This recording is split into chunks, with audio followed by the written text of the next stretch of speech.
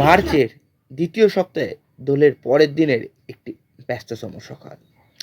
মাইকে আওয়াজ আসছে লোকাল ট্রেনের অ্যানাউন্স।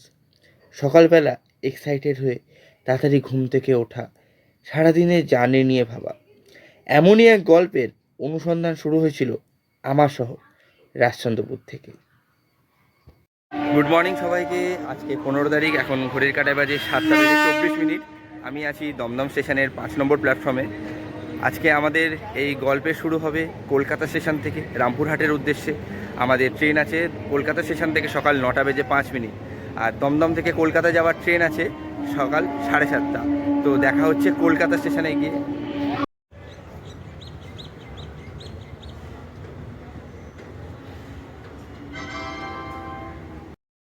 ঢুকছে ট্রেন নাম্বার 303/22 হাসনাবাদ থেকে বিবাদীবাগ কলকাতা যাওয়ার গাড়ি। মাত্র 4 মিনিট লেট করে ঢুকছে দমদম স্টেশনে।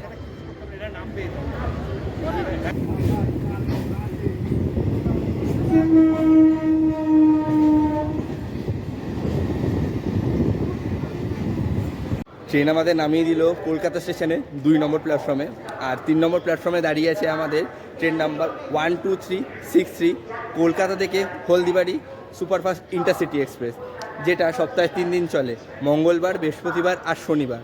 আজকে আমাদের জার্নি এই কলকাতা স্টেশন থেকে রামপুরহাট 211 কিলোমিটার ডিস্টেন্স আমরা কভার করব মাত্র 3 ঘন্টায়। আর কলকাতা থেকে এই ট্রেনটা ছেড়ে যাওয়ার সময় হচ্ছে সকাল 9:05, আর রামপুরহাট ঢোকার টাইম দুপুর 12:05।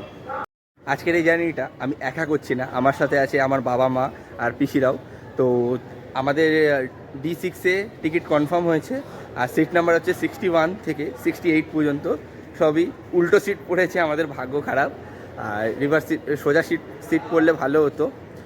গঠনগত দিক থেকে এই ট্রেন নাম্বার 12363 হলদিবাড়ি সুপারফাস্ট ত্রিসপ্তাহিক ইন্টারসিটি এক্সপ্রেস এর রয়েছে একটা এসি চেয়ার কার, 3টে জেনারেল, আর সেকেন্ড সিটিং হচ্ছে 9টা।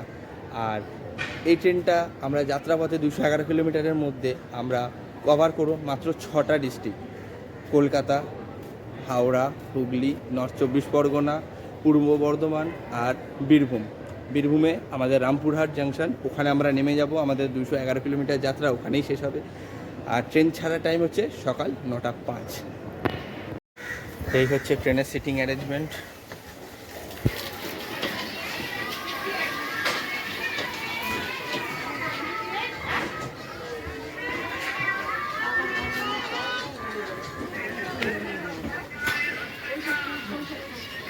এই যে সিট নাম্বার 66, 65, 64, একটা উইন্ডো সিট, পিছনে 67, 68 আর একটা উইন্ডো সিট। আর এদিকে আছে 61 থেকে 3টে, এদিকে 3টে, এদিকে 2টো, 8টা। এই হচ্ছে রিভার্সাল, এই হচ্ছে লেগ স্পেস, অনেকটাই আছে, কোনো খাবার টাবার রাখার কোনো জায়গা নেই। ট্রেনে আছে একটা বেসিন, দু সাইডে 2টো টয়লেট,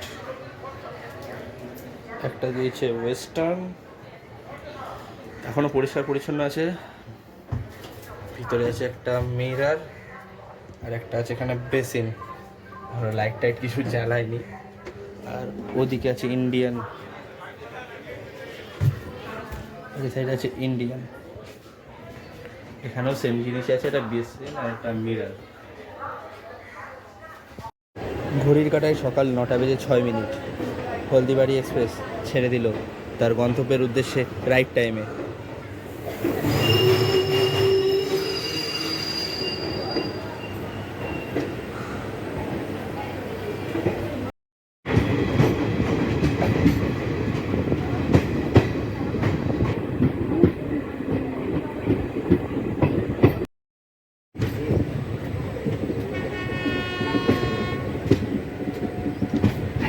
এই যাত্রাপথের আমাদের পরবর্তী স্টপ বর্ধমান জাংশন, দূরত্ব 98 কিলোমিটার। আর কলকাতা থেকে বর্ধমানের মধ্যে আমরা ক্রস করব 34টা ইন্টারমিডিয়েট স্টেশন। আর বর্ধমানে ঢোকার টাইম হচ্ছে 10:26। এখন আমাদের সাথে দেখা হবে ট্রেন নাম্বার 12314 নিউ দিল্লি থেকে শিয়ালদা রাজধানী এক্সপ্রেসের সাথে।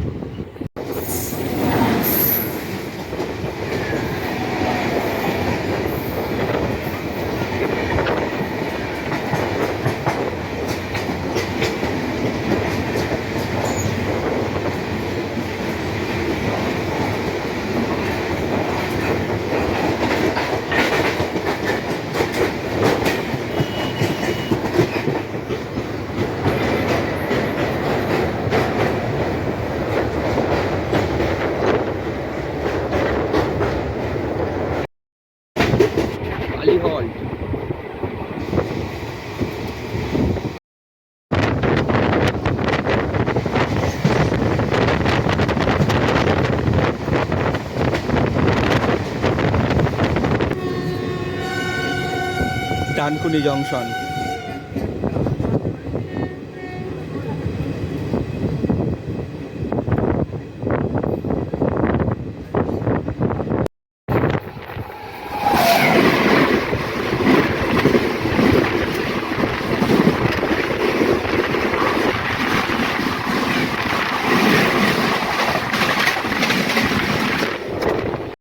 আমাদের এখন টিফিন টাইম। লেস, এদিকে আছে কফি, এদিকে হচ্ছে চাউমিন। এই 20 টাকায় তুমি ছোট কাপ না বড় কাপ দিচ্ছে না, কি করবো নেবো? আমরা এখন ঢুকছি শক্তিগড়ে। শক্তিগড় ল্যাংচার জন্য বিখ্যাত।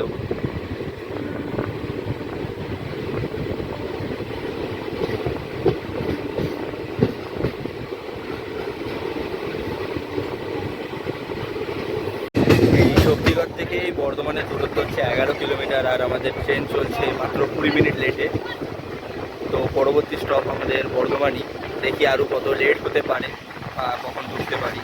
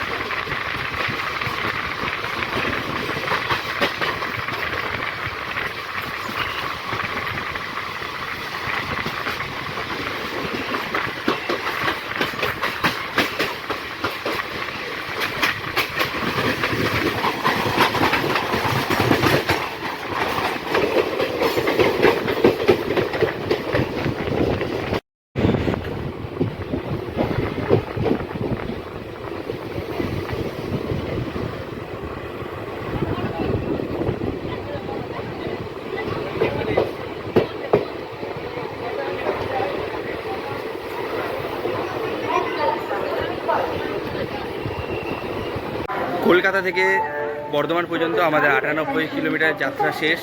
ট্রেন তার নির্দিষ্ট গন্তব্যে পৌঁছালো মাত্র 26 মিনিট লেটে। এই বর্ধমানের পরের স্টপ হচ্ছে শান্তিনিকেতন বোলপুর।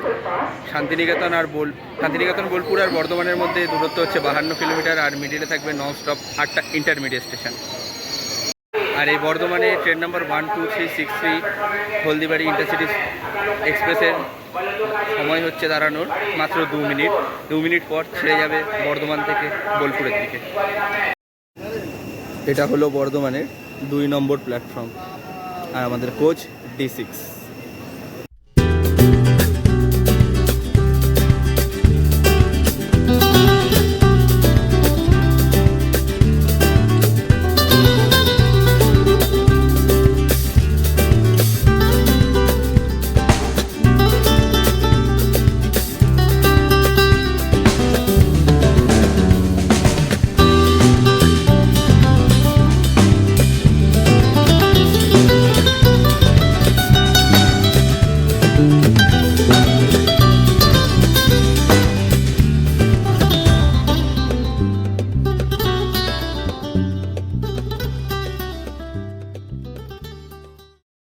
ট্রেন এখন ভেদিয়া স্টেশনে দাঁড়িয়ে গেছে সিগন্যাল না পেয়ে। এই হলো ভেদিয়া স্টেশন।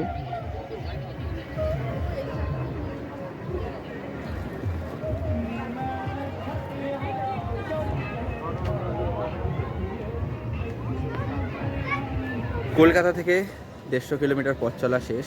আমাদের ট্রেন এই মুহূর্তে পৌঁছালো বোলপুর শান্তিনিকেতনে। ট্রেন অলরেডি 40 মিনিট লেটে পৌঁছেছে। আর এটা হলো বোলপুর শান্তিনিকেতনের 1 নম্বর প্ল্যাটফর্ম। আর এই বোলপুর শান্তিনিকেতনে এই ট্রেনের হল্ট হচ্ছে মাত্র 2 মিনিট। আর বোলপুর শান্তিনিকেতনের পরের স্টপ হচ্ছে রামপুরহাট। রামপুরহাট আর বোলপুর শান্তিনিকেতনের মাঝে ডিস্টেন্স হচ্ছে 61 কিলোমিটারে। আর ননস্টপ হল্ট থাকবে 8টা। ঘড়িতে সময় 11:55। আমাদের ট্রেন ছেড়ে দিল বোলপুর শান্তিনিকেতন স্টেশন। পরবর্তী স্টেশন রামপুরহাট জংশন।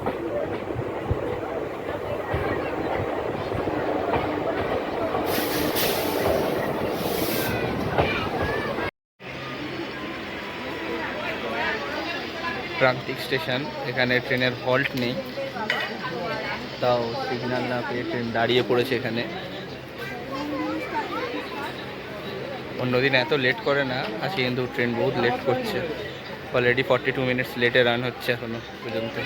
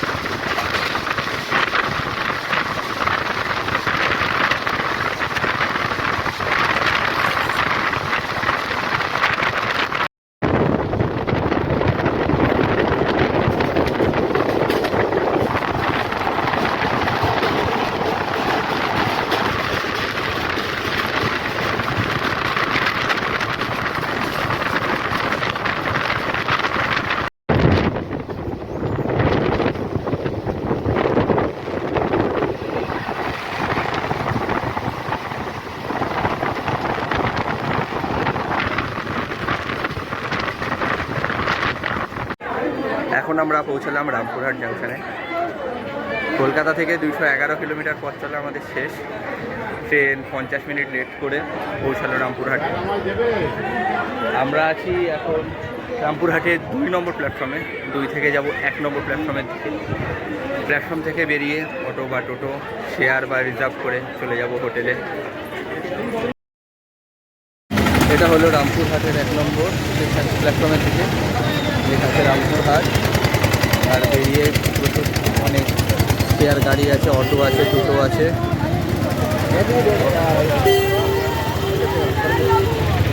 এই স্টেশনের বাইরে থেকে শেয়ার গাড়ি নিয়ে নিয়েছি, ভাড়া পড়লো পার হেড 40 টাকা করে। এই রামপুর স্টেশন থেকে মন্দিরের দূরত্ব হচ্ছে 9.4 কিলোমিটার। সময় ওই আধা ঘন্টা মতো প্রায় লাগবে। তো দেখা হচ্ছে একবারে হোটেলে গিয়ে।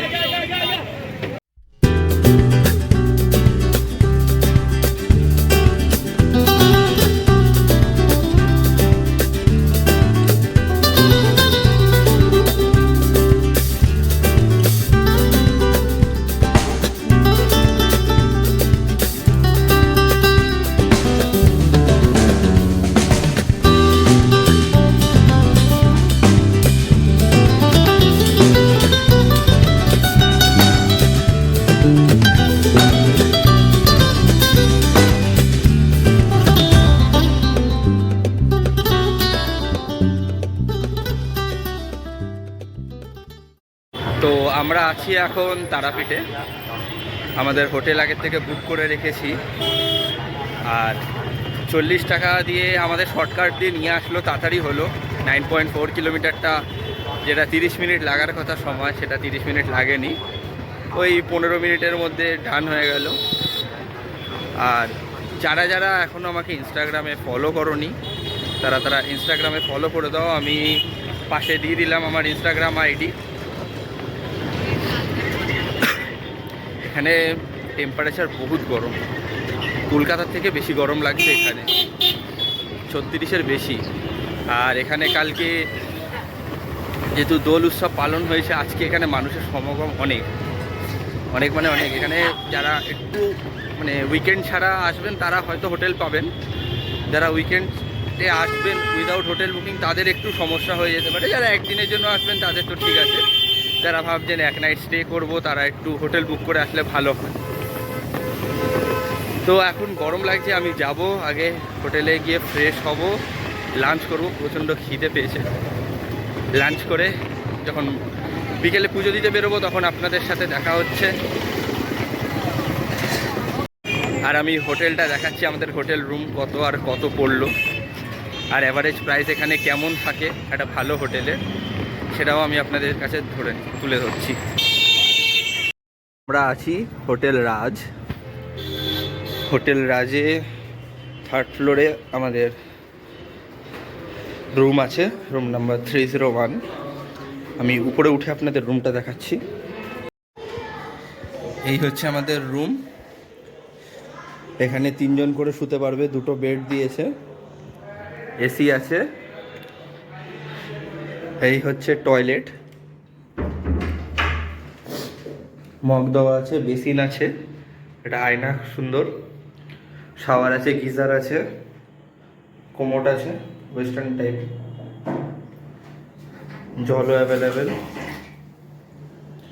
আর এটা ছাড়াও, এটা দেখলেন, এটা ছাড়া এইদিকে একটা রুম আছে, এখানেও একটা এসি দেওয়া আছে, এখানেও 3 জন শুতে পারবে, টিভি, একটা আয়না দেওয়া হয়েছে। আর এদিকে সঙ্গে একটা টয়লেট আছে, এই টয়লেটটাও সেম আগেরটার মতনই।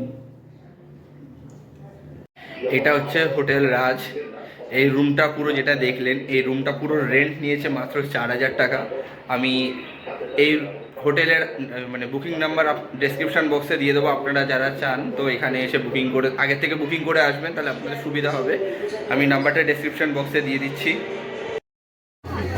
আজকে শনিবার, হোলির দিন, তারাপীঠে ভিড় প্রায় অনেকটাই,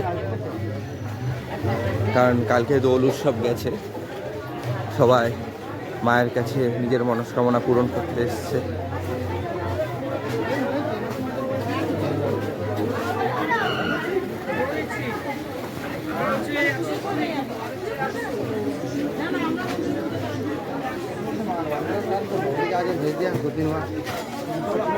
পশ্চিমবঙ্গের একটি শহর তারাপীঠ একটি গুরুত্বপূর্ণ হিন্দু তীর্থস্থান এবং এখানে তারাপীঠ মন্দিরের অবস্থান যা দেবী তারার উদ্দেশ্যে নিবেদিত শক্তিপীঠগুলোর মধ্যে একটি, যেখানে দেবীর তৃতীয় নয়ন পড়েছিল বলে কথিত আছে।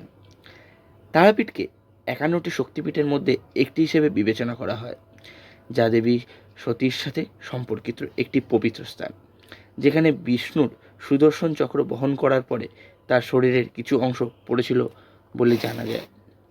মন্দিরটি সতী ও কালীর এক রূপ দেবী তারার উদ্দেশ্যে উৎসর্গকৃত এবং তারাপীঠ নামকরণ করা হয়েছে এই সংযোগ থেকেই। তান্ত্রিক সাধক বামাখ্যাপা এই তারাপীঠের সাথে গভীরভাবে জড়িত এবং বিশ্বাস করা হয় যে তিনি গভীরভাবে আধ্যাত্মিক অভিজ্ঞতা অর্জন করেছিলেন এবং এই মন্দিরেই পূজা করতেন ও শ্মশানে থাকতেন। বর্তমান মন্দিরটি প্রায় 300 বছর আগে 1225 বাংলা খ্রিস্টাব্দে নির্মিত করা হয়েছিল। দ্বারকা নদীর অপোজিটে অবস্থিত মুন্ডমালিনী রোডে এই ভারত সেবাশ্রম সংঘ, এখানে ভক্তদের থাকা খাওয়া ব্যবস্থাও করা হয়, তার বিনিময়ে কিছু টাকা নেয়। কিন্তু এখানে আজকে এত ভিড়, এখন ঘর খালি নেই, বাইরে বোর্ড লাগিয়ে দিয়েছে, ঘরে মানে কোনো ফাঁকা নেই এখানে। তো যারা কিছু আপনারা আসতে চান তারা এখানেও আসতে পারেন। কিছুক্ষণ হাঁটার পর আমরা পৌঁছে গেছি মুন্ড মালিতলা মায়ের মন্দির বা ছোট বাবার আশ্রম।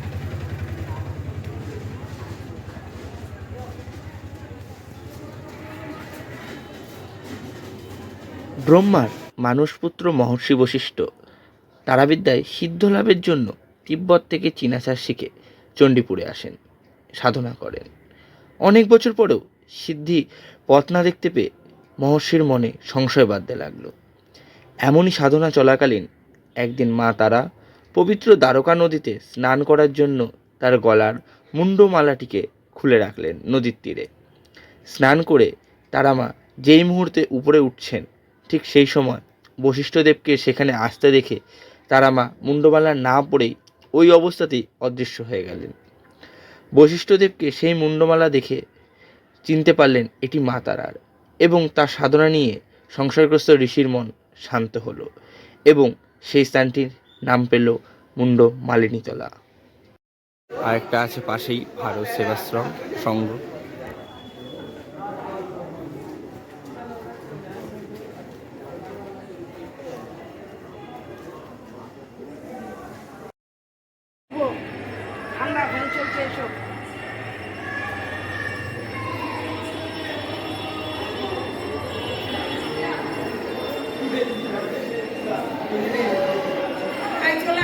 আজকে তারাপীঠে এতটা ভিড় মানে ভাবার বাইরে, মানে কৌশিকী অমাবস্যাতে সেরকম ভিড় হয় না। আর কালকে দোল পূর্ণিমা ছিল, আজকে শনিবার, আজকে হোলি, আজকেও সেম পরিমাণে ভিড়। সকালবেলা দুপুরবেলা আমরা খেতে গেছিলাম হোটেলে, খাবার পাইনি, আধ ঘন্টা বসিয়ে রেখে তারা খাবার বানিয়ে আবার খাবার দিয়েছে। আর এখানে তারাপীঠে কোনো কিছু অসুবিধা হোক আর না হোক, খাবারে কোনো অসুবিধা হবে না। এখানে veg, non veg, south Indian সব রকমের খাবার আপনারা পেয়ে যাবেন, চাইনিজ থেকে শুরু করে। আর ভেজ নন ভেজ 70, 80, 90 থেকে শুরু হচ্ছে। এবার বিভিন্ন হোটেলে বিভিন্ন দাম নেবে। আর এখানে আমরা আজকে রাতে ডিনার করব রুটি আর চিকেন, তার জন্য আমরা কিনে নিয়েছি চিকেন, সেটাকে দিয়ে দেবো আমরা বানাতে, আর রুটি সেই মতো আমরা অর্ডার করে বানিয়ে নেব। তো তাতে আমাদের কিছুটা মানে সাশ্রয় হবে, আবার কিছুটা নিজেদের মতো করে খাওয়া হবে। এখানে যদি আপনারা চিকেন বা কোনো কিছু কিনে দেন, সেটা আপনার মতো করে বানিয়ে দেবেন। এখানে খাবারের পাশাপাশি আপনারা যদি কোনো কিছু কিনে দেন, আপনার মনের মতো করে এরা এখানে বানিয়েও দেবে। তার জন্য মেকিং চার্জেস কিছুটা নেয়, তাতে আপনারা নিজেদের মতো করে, যারা বড় ফ্যামিলিতে আসবেন, নিজেদের মতো করে খেতে পারবেন। আজকে শরীর ক্লান্ত, আজকের পর্ব এতটুকুই। আজকের ভিডিওটা এখানেই শেষ। কালকে দেখা হবে আবার তারাপীঠ মন্দিরে নতুন পর্ব নিয়ে। ভিডিওটা ভালো লাগলে অবশ্যই একটা লাইক করবেন। আর যদি এখনও ইনস্টাগ্রামে ফলো না করে থাকেন, ইনস্টাগ্রামের আমি লিঙ্ক দিয়ে দিচ্ছি, আর নিচে আইডি দেওয়া আছে, ইনস্টাগ্রামে অবশ্যই ফলো করে নেবেন। ভিডিওটা ভালো লাগলে অবশ্যই একটা লাইক, আর চ্যানেলটায় নতুন হয়ে দেখলে একটা সাবস্ক্রাইব করে দেবেন। বাই, কালকে আবার।